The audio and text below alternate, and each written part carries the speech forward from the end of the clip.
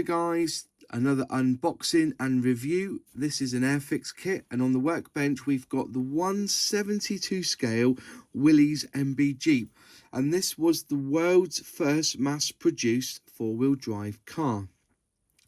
Little bit of background on the actual vehicle. The Willys MB, also known as the Ford GPW because Ford also built this Jeep, was basically a US Army truck. It was a quarter-ton 4x4 command reconnaissance vehicle, commonly known as Jeep and sometimes referred to as the G503. They were highly successful, off-road capable, light military utility vehicles, built in large numbers to a very standardized design from 1941 to 1945, and they were used primarily for the Allied forces in World War II.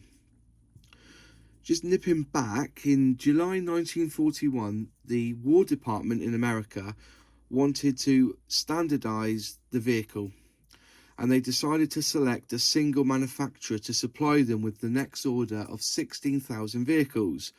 Willys obviously won the contract, but that was because it was due to the more powerful 60 horsepower engine, the Go Devil, which soldiers just raved about, and its lower cost and silhouette.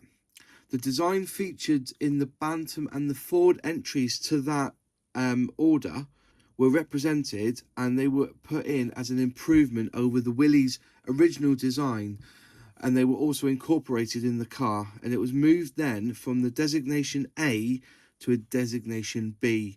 Thus the MB was named. It had the flat hood, which was also adapted from the Ford GP that was built at that time.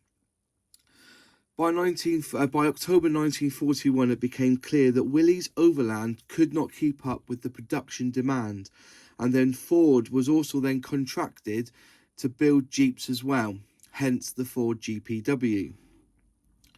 They used Willys blueprints, drawings, specifications and patents, including the Willys engine.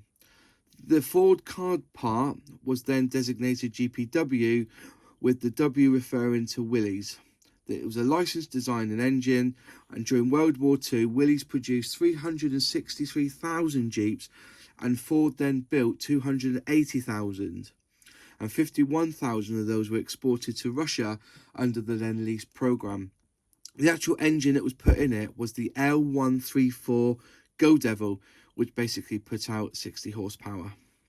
So that's a bit of history behind the Willys MB Jeep. Now, the history of this kit came back from going back to 2004, when Heller brought out the Willys MB Jeep and trailer. Then Airfix, about 6 months later, brought out their version, just was a rebox, of the 2004 Airfix Willys Jeep, and that was all it was called. They then rebranded that again in a new box and called it the Willys Jeep and trailer. Then in 2008, Heller's brought out their version again, same kit but rebox, and it was called the Willys MB Jeep and trailer. Okay, so it's just a constant grind of the same kit, and that was the same then until 2013, when it was reboxed again. And then in 2013, Airfix did 2013, and at the same time Heller brought out one, but they called it the US quarter-ton truck and trailer, but that one came with paint, brush and glue. Not to be outdone, they then brought out another version, the Willys British Airborne Jeep D-Day version, with parts, right, with brand new parts. And then later it was brought out as a starter set. Okay, so then straight on then back to Heller. They just brought out a ton truck and trailer, but they also put figures in it. Okay, then in 2018, they decided, Airfix, to bring it out as a rebox, and they called it the British Airborne Willys Jeep, and it was a starter set. Now, on the website, they brought out, or they're going to bring out in 2019, the Willys MB Jeep starter set. But there's been a bit of an issue with that, because if I go on to the website and type in the code A02339, that reverts back to a British Airborne Willys Jeep. So there's a real difference here. I'm just assuming that they've just rebranded, Airfix have, this kit as the Willys MB Jeep. And if it isn't a starter kit, they've gone by the old number of A02339. But if they've got a starter kit, they've got a new number, which is A55117. So there, it's basically the same kit throughout the time. So it's a 15-year-old tool that you're going to be building, and nothing's really changed. So with all that, let's have a quick look at the box. So you've got the artwork again, exactly the same. This is Airborne, British Airborne. So you can see there, it's got the like the red beret on top, which is paratrooper. Side of the box, you have your warning. Okay, there's the code for it, A02339. If you actually look carefully, you can see that the model design and tooling is from 2014, which is when they basically when they added the new parts. Okay, made in India, not China. Decal schemes and pack design is also 2014. So the kit's basically the same. On the side, you've got the artwork that's on the front of the box. That's on both sides. And then you have some information about the Jeep there. Okay, basically it comes with a Jeep, and you get the trailer and the Howitzer M1. And this kit apparently comes as divisional headquarters of the 4th Division or US Army Belgium 1944 Normandy. Okay, and so it doesn't come with paints, but the paints you need from Humbrol are, if you're doing the 6th Airborne Division British Army, 26, which is khaki, 32, which is dark grey, 33, which is black, 86, which is light olive, 113, which is rust, and 153, which is Insignia red. And with the B, they offer a 53, which is Gunmetal Metallic. Okay, so those are the colours you will need, depending on which kit you do. So if you're doing A, just need those top 6, and if you're doing B, you will need the gunmetal as well, and that's it. Okay, so 1 flying hour, 1 skill, but remember, this is a very, very small kit. It's not very big. You can see here that the Jeep itself is 47mm in length, 24mm wide. The trailer is 35mm and the width's 21. And the Howitzer length is 57mm and the width is 19. So within it you get 71 pieces, but like I said, it's a very, very small kit when made. And let's just open the box. It's a top opening box, like so. Put to one side. Then inside you have the sprues and the plastic sprue inside. And here are the instructions, and the final bit is the decal sheet. And just looking at them again, you can't fault them because they are very, very crisp. They look nice. So you've got the 2 versions there. The one on the left for the UK, one on the right for the good old US of A. Alright, so there's them. We'll put them back in the box. We'll look at the instructions first, because then it makes it a little bit clearer when you're looking at the sprues, what you're getting. Now, if it's like the old kit, the instructions will come in 4 parts. And you say 4 parts, you know, so I'll show you what I mean. So, basically, some bump about the Willys MB Jeep. Open it up. And then you start with the A, which is the UK version. And most of it is the same, okay? Seats are the same. There's the front where the radiator goes. Just going through, there's the seats. There's the bonnet, dashboard. You hook in the window because it can go forward and down. keep going through all the paint job. You can have a choice of putting the wheel on the back or the front. Still left-hand drive, even though it's a military vehicle. All right, so don't worry about that. And then you can either have the wheels facing straight, or you can have them at an angle, the angle of the dangle. And then you have the crates that the Jeep would Ford, if it's as an option, the crate for when the vehicle is dropped by parachute, and there's the final finish. As you notice, there's no guns on the back. All right, there's just a seat. So I'm just going to go past the trailer for the Airborne. We'll go back to this. Okay, there is the colours and decal positions for the 6th Airborne Division for the British Army, Normandy 1944. And then we're going to just nip on to here, which is the Willys Jeep.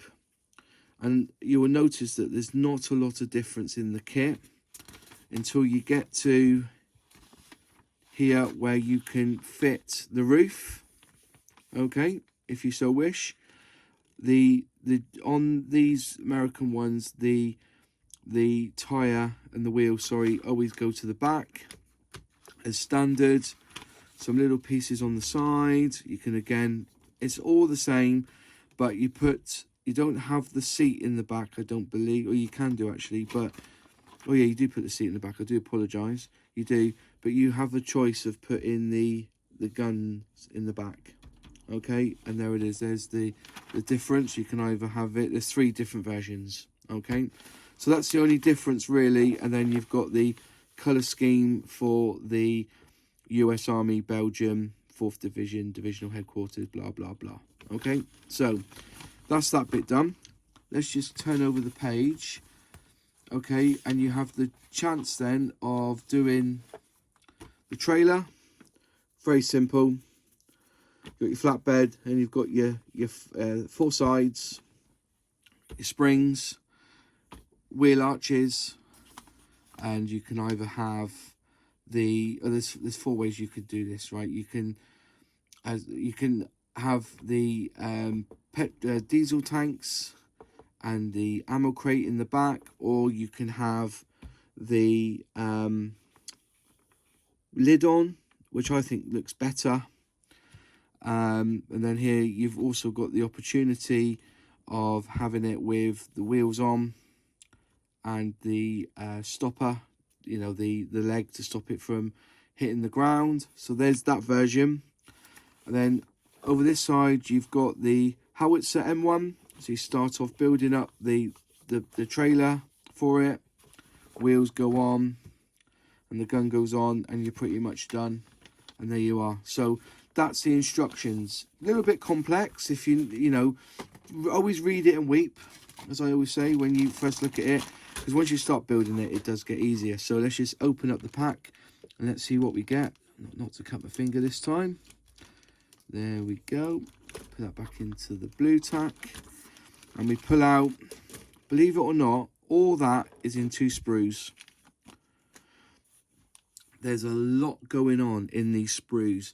So read the instructions carefully and look. Like I'm telling you, it is tiny. The kit looks tiny for 172. Just for an example, okay. Here's a ruler. Let's look at the trailer. It's not even an inch long. It is tiny. You're working with a very, very small kit. But the detail on it is brilliant.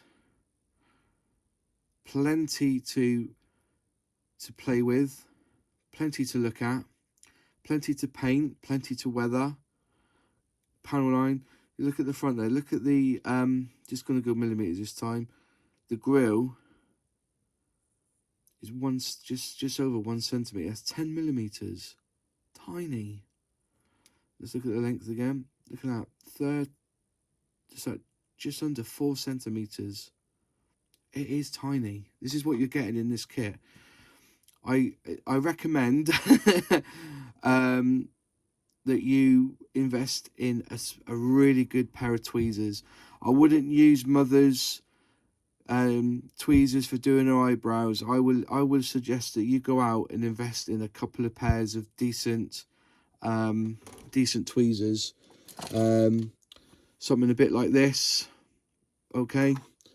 Let's have a look what I've got. A little flat one. That's quite handy to have. I've got quite a few knocking around here in my workbench because I use them all the time. You know, these are my best ones. These are for really delicate. These have got really tiny ends to them. These are cracking set. This is. I've got another special one here, and I can't seem to find it, which I use. This is the cheap version of it being in position, and then you press it to let go. So it does the opposite of you having to hold it, then let go. If you see what I mean. So it's already stuck together. It's already together. Then you push to let go. So it's different completely, but it's a very, very handy one to have.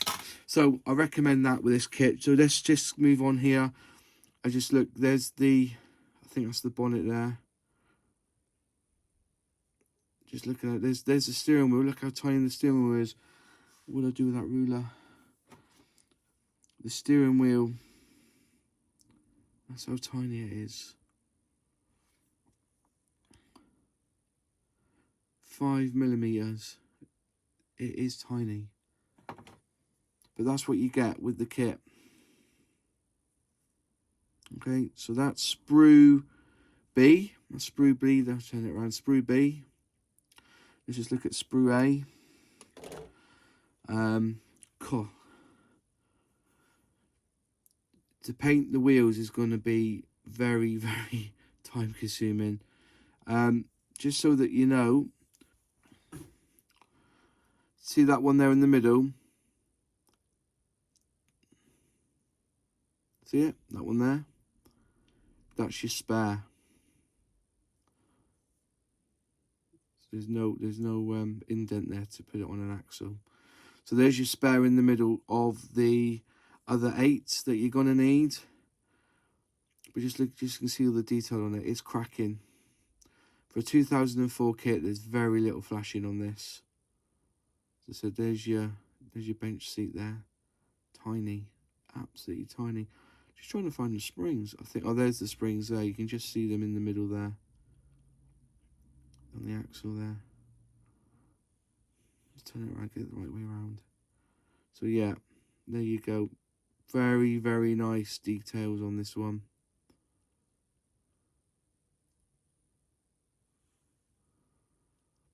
There's the chassis there. But hardly any flash. Well done, Airfix. There's your exhaust there at the bottom. And there's, I think that's the gun there. For the go on the back of the Jeep. So there you go. There's the sprue. So just put that to one side. And the final thing to look at is the glass. Show you that off there. Just take him out again. Just shows, and you have fun painting that. It is again tiny. And there's your, I think there's your lamps there that go in the front of your grille, your front grille. Very, very tiny. So this could be challenging. I don't know. I can't remember what the skill level was for this kit. Just have a little look at the skill level. We've got the skill level down as a 1. Wow. I honestly would put that down as a 2 to a 3, just because of how small the parts are. Maybe I'm being different. So thank you for watching my unboxing and review of the 1/72 scale Willys MB Jeep. If you like the video, could you just click like? And if you have any further comments, just put them down below. If you're not a subscriber, could you please subscribe? And also, if you've done all of that and you want to help the channel a little bit more, please share. Thanks for watching. See you in the next video. Cheers.